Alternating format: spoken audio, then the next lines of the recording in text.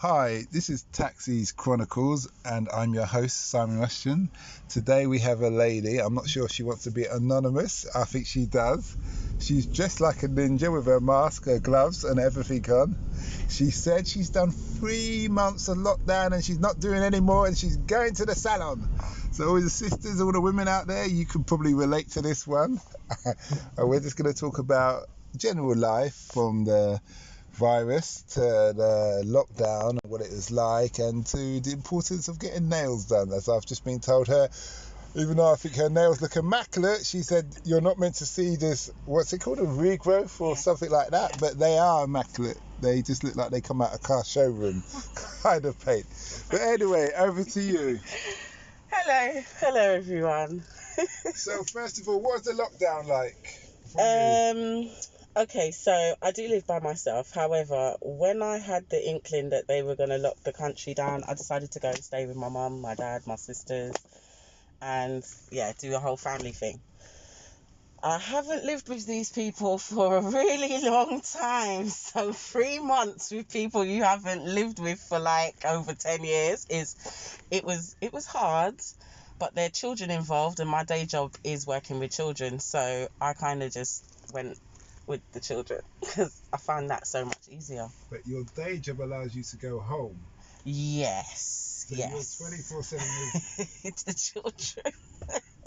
That was actually difficult because obviously my nephew's not at school, he's awake and he wants to be awake with the adults. So 11 o'clock he'd be like, can you go to bed now? And he's like, no, are you going to bed? So that it was hard, but I think working and dealing with the children was so much easier than working with the adults and trying to get on with the adults. It sounds crazy, but yeah. So how old is your nephew? He is 6. Okay, so 11 o'clock. Mm-hmm. I know, yeah. I won't comment, I'm not a judge. Yeah. I personally wouldn't, but he's not mine, so what can I say? Oh, okay. I can see that must have been a sensitive subject in the house. Talking to the sister. Yes, because she's of the frame of mind that because he's not going to school, he's not burning any energy, so it's inevitable that he is going to be awake at these times. She has a point. However, I believe if you stick to a routine, whether they're on holiday or not, the routine is just there. So but said like a true nanny. Just to let everybody know, a nanny is this lovely lady's profession. Yes. Okay. Mm-hmm. So, but you made it. Yes, I made it. You made it and you're happy? I am, yes. What if Boris says lockdown again? This time I think I'll be staying at home and doing what I did. I sort of left there, checked on my house every now and again, and then went back. So you did break the quarantine? A few times. Okay. I did. I didn't do the whole London transport thing. I stayed in a cab with my mask and my gloves. I did the Uber thing. Yeah. Yeah, I understand. It was for me it's quite busy at times because there's a lot of people. After a couple of weeks, people's threshold. Yeah. People got different things. You got people who are legitimately scared, and some other people just say we'll do this for argument's sake. But after 2 weeks, they say like, how long is this going to be? Yeah. No. Yeah. And Friday, Saturday night was just like normal, really. I have to be honest and say, if I was at home by myself, I would have broke curfew long time. I mean, lockdown would have been broken long time ago because I wouldn't have been able to just be sitting. I have a problem with just sitting and not doing anything. I'm not really a TV watcher. Okay. So Netflix didn't hold you? Oh yeah, Netflix did hold me. Okay. But that's about it. Okay, so you watched everything you're up to date with Netflix? Kind of. Okay. And Amazon, were you an Amazon shopper? God, no. I'm an Amazon shopper, but I refrained from spending any money because there was no need to. You're not going anywhere. Oh, did you pick up any hobbies? I was actually studying online through the lockdown, so I did a cognitive behavioural therapy course.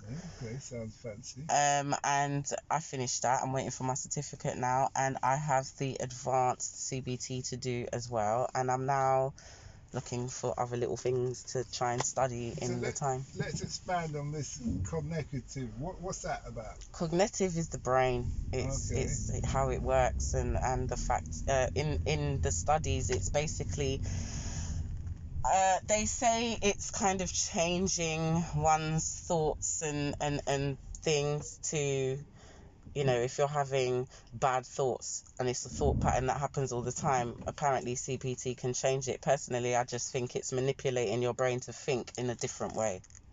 Okay. Interesting. And this is what they trained you to do this on children? No, actually, I did this on, the case studies were mostly of adults. You're going to use it on children. Oh, dangerous scale, boy. Those nails are looking like claws now, man. Eagle claws just coming out. Yes. No, you don't. Yeah, well, you know, I have to incorporate it where I can, and yes, I will probably use it on the children because I should be careful you're not using it on me. that's Drive true. faster. Yes, you do. Well, if you think about it this way, if you put Jedi your foot mind down, trick. start talking to you like, if you think about it this way, if you put your foot down slightly, it will be faster, you know. And yeah, eventually you'll be speeding. Okay. That's interesting. And the other course you did? Sorry, how long was that cognitive course? Right. Honestly, it's a lifelong course online, so you can go into it however long you like. There's no time limit on it. So I'm not gonna lie, I've had this course for over a year, and the only reason why it got finished in the time that it got finished is because I was sitting doing nothing. So lockdown helped you? Yes, basically. So it was beneficial. Are you one of these people that refurbished your house as well? I would have if I was at home, but I did DIY at my mum's. Okay. I started doing DIY, getting everybody DIY up. Yeah. Okay. What kind of things did you do? Filling in holes, sanding down walls. I know she's gonna call me soon to paint, but like lockdown for me is over. It's not over, but I'm limiting the amount of times I go out and stuff. If I don't need to, I won't. But however, I'm not being funny. Boris hasn't really. You're not impressed? I'm not. And he hasn't, as I keep telling my mum, he can't run a marathon. I wouldn't trust him to run a marathon, let alone run in a country. So I'm not sitting and waiting for him to tell me what to do. I'm going to use my common sense with the information that I already have and go forth. Okay. So we'll come back to that. But what's it like being a nanny? It's wonderful. I like it. Is it for rich kids? Yeah. All right. I don't know. I'm just asking you. Yes. Well, I've never had a nanny, and I've never. Oh wow. Okay. Honestly, nanny, I've never had a nanny, but you know, yes, the people I work for happen to be nice. What's it? Nice. I like the way she puts it. Nice. Okay. Mm-hmm. Long hours sometimes. Sometimes the things that, you know, they ask you to do is just not really what you get paid for. But, you know, depending on, I suppose, your mood, what you feel like, you've got a choice to say yes or no. Do you have to travel with them? I have travelled with them. I don't have to travel with them. They kind of ask me sporadically when they are travelling if I am available. If I am, I go. If I'm not. What country do you go to? We've only ever been to Italy. They're Italian. Okay.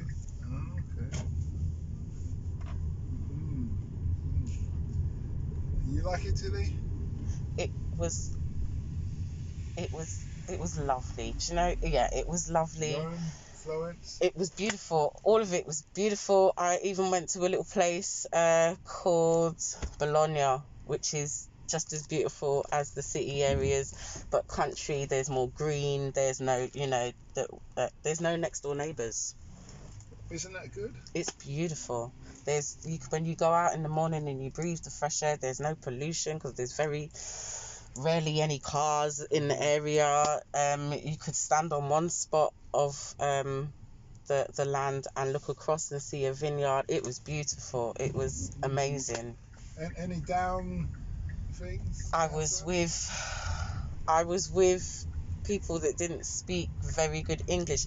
It didn't really affect me because I'm kind of good with languages. I might not be able to speak it, but if I listen long enough, I can understand what's being said. Yeah, body language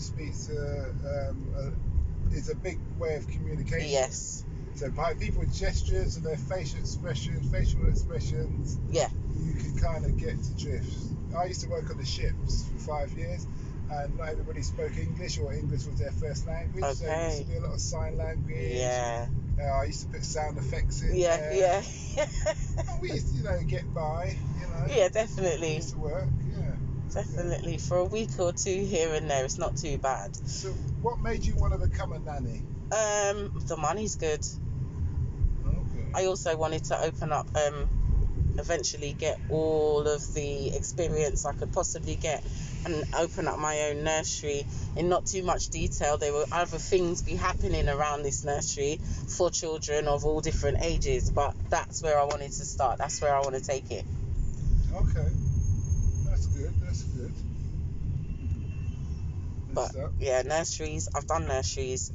When you're sort of running your own home and you've got a family or whatever, nursery money can't help you. Especially for the hours that you're doing, 40 hours a week, and you're getting something like 12 and a half per annum. Nurseries aren't. I just interviewed and dropped off a nursery nurse. Okay. Or a nursery practitioner, she called herself. Yes. She's very happy, very likable lady. Mhm. I would be happy to leave her with my children. Yeah, definitely. In that respect. Most of us are. Yeah, in that kind of thing. So you see yourself being in the caring industry for the rest of your life? I can see that, yes. And good. Anywhere in the world. That's one of the... In fact, going back to the question you asked me originally, that was the reason why I got into any form of childcare, was because I can go anywhere in the world and earn money. Yeah. Doesn't even matter how much. I can go anywhere in the world and survive and live, because I work with children. Children are everywhere in the world. People are having children everywhere. So if I decided to take up myself and go, I don't know, Brazil, let's just say, I can earn money in Brazil for a year, 6 months. Dubai, same thing. In fact, I'm looking for jobs in Dubai at the moment, just to go for like 6 months to a year and work 6 months to a year and know that my money's not being taxed. Okay, it's interesting. Mhm. Yeah, all right. I know with our country, they employ a lot of Africans. Yes. But it's not always a good story. Africans and Filipinos, you've got quite a few of them that are bad and mistreat them. Yeah. So I'll just be on your guard. You might want to learn some ninja skills. I know, right? Keep those ninja skills because they hang on to your passport. Okay. Yeah, so they could do, and you can't leave without them taking you to the airport and showing immigration your passport to say, I'm happy for her to leave. So that's thing. So you may want to be a stay out. You got the nannies where you don't stay. Yeah, that's right. Yes. You think sometimes I've known quite a few people and it's been okay. Yeah. But other times it's like it's been a big issue. Funny that you say that, actually. Or I know quite a few live-ins, but most of them are basically tell me stories on that, and that's not even ones that live abroad. Those are ones that live here. They got some horrible stories about living and the families that they work for. That's why I'm comfortable where I am, because I live out, it's round the corner, I don't have to spend any money on travel. It's absolutely fine. It's just the hours are a bit, 12 hours a day, but it's fine. Yeah, I hear you saying. Yeah, I know kids can be exhausting. Very much so. I wouldn't do your job. But, their parents wouldn't do my job either, but someone's got to do it. No, but I think mums, they should, because it's like a compulsory thing, isn't it? With as a mum, you're gonna have children, or as a female, you're gonna have children, so not liking looking after them is kind of strange. I wouldn't say as a father I don't look after children. No. I just say I have a tolerance Yes. level Yes. of Yes. things, they things could be, etc. in that respect. But I suppose we're all built for different things Definitely. in that way. So back to the coronavirus. How would you what do you think about this? Because obviously you've got the coronavirus, which I understand coronavirus lives in cats, but it doesn't affect them. Well, see, this is the conversation I was that's trying to have with why- my sister. Go on, sorry. So that's why on the bottles, Mhm. the bleaches and stuff in hospitals, it says this kills coronavirus, and it's been around for years. Mhm. COVID-19 is a different strand. That is correct. And COVID-19, I've heard many stories, and when I say stories, like I was watching a Joe Rogan, was it Joe Rogan? Or one of those things, podcasts, being a podcaster myself, and they were saying how this professor was saying how it was Americans and Chinese that were developing COVID-19 together. That's right. And it went sideways or what have you. But then I'm disappointed in the government, because I think they could have just told people to build their immune system and things like that and live healthier. But anyway, it's not about me, it's about your thoughts. So what do you think? Well, I'm a bit of a conspiracy theorist. Okay, go ahead, hit us with it. So as soon as I started listening to the rhetoric that they were pushing out on the news, I knew something was a bit off. I do believe there's something out there, no doubt. I do believe it's probably killing people, whatever this thing is. However, the numbers that are being clocked up, I don't believe those numbers, not in a heartbeat, not any time at all. What I do know is that if you bombard somebody with stimuluses that are going to make them be fearful, what happens is they tend that their immune system is to shock. It will just start to weaken, and then it won't work, and then you're susceptible to getting anything. And then any one of us, young, old, you can die if you don't have an immune system that is going to fight these things. So that's number one. I believe them pushing for 3 months on the news non-stop, morning, noon and night, every day, is it's not healthy for any of us, which is why I stopped watching the news after a little while. I tried to get my mum and dad to stop watching it too. There's just so much. But yeah, the country didn't do what they should have done. I believe that You think everybody should have locked down? Do I think everybody should have locked down?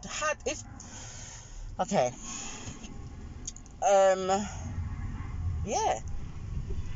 Okay. I think what should have happened. What about this? Go on. What should have happened is the lockdown may not have necessarily have reached here had China had locked down China's flights and stuff when they knew that they had this thing, and China knew that they had this thing from early 2019. One thing I find strange with this whole coronavirus, you don't see anybody dropping dead on the street. No. Everybody allegedly died in hospital in a peaceful, in a certain kind of way. And I think if it was that bad, you'd see people dropping on the street. Well, they tried to push that as I believe it was propaganda. They tried to push things like that from showing us that's how people were dropping dead in China. Yeah, but China, this is where I come in. China, it's something to do, and this is where I talk about the 5G, because China's something else was going on. Yeah, definitely. People were convulsing at the mouth, blood, and all these kind of things. All those signs and symptoms are of what you would get with heightened radiation. Yeah, well, I understand the radiation depletes your blood cells, oxygen-carrying blood cells, which causes problems. But then I also believe in the placebo effect, where 70% of sickness is mental. Basically, yeah. And so people, if you believe you're sick, Yeah, you're going to be a certain way. That's where the rhetoric on the news comes in. If you push it out there, people start to worry and fear. Every time they cough and sneeze, they're going to think something's wrong. Like we were doing it in my mum's house. My mum, if she heard you sneeze twice, she was boiling garlic and ginger and all sorts, and everybody in the house had to drink it. So, you know, it was like, this is the rhetoric that is going out there. This is, now imagine you don't have those parents that are doing that, or people around you that are going to go in like that. You're going to sit down and you're going to think, oh my God, I've got corona. Oh my God. You sneeze, you cough, you know, you feel a bit funny. You might even have a temperature, because let's not forget, colds still exist. Flu still exist. Hell, pneumonia still exists. All those factors on their own still exist. However, if you listen to everyone, it's just corona. If you've got these things, it's corona. I'm even saying the testing to find out if you have this thing is just a thermometer in your ear. What's that? I could be going through a woman issue right now, and you put that thermometer in my ear and see if my temperature ain't high. You're going to tell me I got corona. So the whole thing just doesn't make sense. What do you think is the bigger picture then? Well, I said that they're doing something that they don't want us to know, or we're not supposed to be aware of as of yet, because that is all that was being pushed out for 3 months. If you look back at the news in the last 3 months, I had to sit and ask somebody, is there no crime happening in the street? Because the only thing that's happening on the news, literally, is corona. So there's no crime. Everybody, what I found really funny as well, is that every time you listen to the news, they say this amount of number have died after being found positive for corona. So the minute you know you are positive for corona, I believe that's when your symptoms start. That's what they're making it sound like. It's not actually the case. Well, I wouldn't think it's the case. I haven't had it. However, like I said, I do think something's out there. And I suppose it is to try and attack those with a weak immune system. Now, I suffer with asthma, have done since I was a child. So, hence the mask and the gloves. I'm still going out. I'm still talking to people. I'm still, you know, if you don't want me in your house, I'll stand outside. Isn't asthma a problem of breathing? Yes. So, if you need oxygen, then covering up your face, it doesn't really, right, it doesn't make sense. So when I'm in an enclosed space, which probably doesn't make sense to anyone either, but I fear buses and trains because they're very enclosed spaces, right? So the air on there is very stagnant. I'm wearing a mask. I'm going to wear a mask. In the supermarket, anywhere where there's masses of people, I'm wearing a mask. Okay, it's just me and you in the car right now, but I don't know you. 76% of what we breathe in is nitrogen, and a very small amount is actually oxygen. And Yes. then when we breathe out with carbon dioxide, Yes. we also breathe out oxygen. Yes. So what happens when I was in the military, if we crashed in a helicopter, there's a bag that you breathe in and out of. That's right. Yeah. Now, what you're doing, when you make that seal and you breathe in and out the bag, you can survive for a minute breathing in and out that bag because you're actually breathing in the oxygen, the waste oxygen you breathe out. Yeah. So this is why I'm not a fan of the mask. Okay, yeah. I don't see it set, and also your immune system. It does mess up your oxygen. Yes. So you want to think. Like had a friend and she was asthmatic, and when I started to take her to the gym, she said, Simon, you know what, actually I'm feeling better. I said, well, your lungs are getting stronger, your heart's getting thin, your body's able to repair itself at night because you're doing everything you should be doing in that respect. So that's why I'm just not really a fan of the mask. Yeah. But, you know, it's also comfort. People who want to feel comfort in. Yeah. I have a theory, and it's called the meerkat theory. Okay. You know meerkats? Yeah. Okay. And you know when the eagle comes along, they'll run in the holes. Yeah, that's right. And then the first set of meerkats just come out. Oh, he's gone now. Yeah. Okay. The second set of meerkats go. Are you sure he's gone? Yeah. I'm not sure. I don't know. Right. Listen. If I come out, I'm going to stand around the hole just in case he comes back. Yeah. And the third set of meerkats go, listen, call me in 10 minutes, shout me in 10 minutes. If he's gone and you're still alive, I'll come out then, but I'm only standing by the hole. Yeah. I don't care what you number 3, 2 here, meerkat, you're doing, but you're gonna have to make room for me because I'm vulnerable. I'm not as fast as you lot. And that's what I say, people. You got these people who are just don't care. As my sister said, you're meerkat number 1 then, aren't you? Yeah. And then you got the meerkat 2s who kind of follow the ones, but thing. You got the meerkat 3 who, to me, you lot meerkat 3 should have just stayed at home full stop. I know, and not let bothered everybody else coming carry out. on. Well, my intention, like, you know, people getting on planes and going places right now, and I'm like, I'm not out here to tell anybody what to do. Do what you want to do. However, I'm going to sit back and watch just what happens. So you're meerkat 2 or 3 then? I think I might be a bit of both. I'm a bit of both. I'm really like I'm edging out, but at the same time I'll stand. 2.3 then. Yeah, I'll stand on the. But if there's any sign of anything, I'm running back inside. So, you know, it's like, I don't need all of that. Because I got my sister on the other hand who's, you know, determined to try and tell me what the corona does if it gets inside you and blah, blah, blah. And I'm like, okay, I don't want that in my lungs because my lungs are already vulnerable to stuff. So, cool. I'm gonna just do what I've been doing, you know, like, I don't know. I said to my friend the other day, look, I used to drink lemons and ginger and all of that beforehand. So all you do is just double up on it. I drink twice as much lemon now, twice as much ginger now. They say alcohol had something, it affects the corona, so I'm not really a fan of alcohol anyway, so you know, but a little tipple in the ginger of rum, you know, it should just knock out anything that's going on. And use your common sense. That's all I've been doing, you know, like they've been trying to teach the world to wash their hands. Well, for all those nasty ass people that weren't washing their hands properly before, I work with children, I got no choice.